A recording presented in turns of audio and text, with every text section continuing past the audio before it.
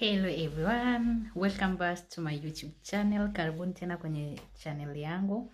Kwa wale wageni, kwa majina naitwa Neema Mtenga, na lengo la channel ni kwa ajili ya kupeana information kwa habari ya fursa za nje na ndani ya Tanzania, lakini pia kwa habari ya inspiration stories za watu ambao tayari wamepiga hatua. Kwa hiyo kama hujasubscribe, tafadhali karibu sana, click hiyo button hapo ya kusubscribe uweze kusubscribe, lakini pia uweze kulike na kushare video kwa ajili ya kuwafikia watu wengi na waweze kupata hizi taarifa ambazo pia zinaweza zikabadilisha maisha yao kwa namna moja au nyingine.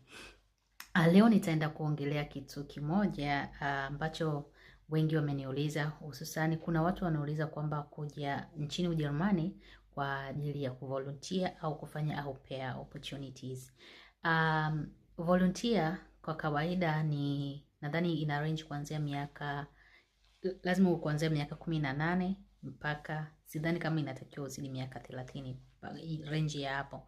Lakini ukiwa na miaka 27, 28 nadhani pia utakuwa kwenye nafasi nzuri zaidi na zaidi ya kupata hiyo volunteer. Na volunteer program mara nyingi inakuwa ni mwaka moja au miezi 6, na saa nyingine unaweza hata ukaenda miaka 2 kulingana na kituo utakachokuwa unafanyia hiyo volunteer yako program, lakini pia na bidii yako utakayoionyesha kwenye hicho unachokifanya.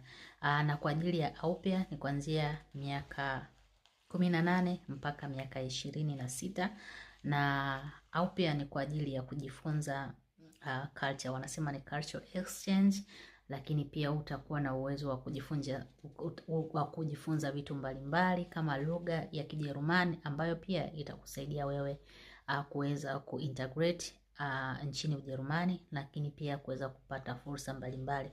Na kwenye kipindi cha au pair, ukiwa kwenye au pair, mwenye nyumba host wako lazima atakuwa anakupa some amount like upkeeping amount za katika kila mwezi kwa ajili ya wewe kuweza kujipatia mahitaji yako yale binafsi ya nje ya vile ambavyo familia ina provide, kwa sababu utakuwa unakula, utakuwa unaishi, utakuwa unaenda shule kwa ajili ya kusoma lugha na vitu vingine vyote. Kwa hiyo kama wewe unadhani kwamba unahitaji hii fursa, usisite kusubscribe kwenye hii channel, kwa sababu kuna mgeni namtegemea atakuja ambaye amefanya au pair, lakini sasa hivi anafanya FECO ambayo ndio volunteer hapa nchini Ujerumani, na yeye atakuja kutupa mwongozo zaidi. Mimi najua tu vile basic, lakini yeye atatupa mwongozo zaidi.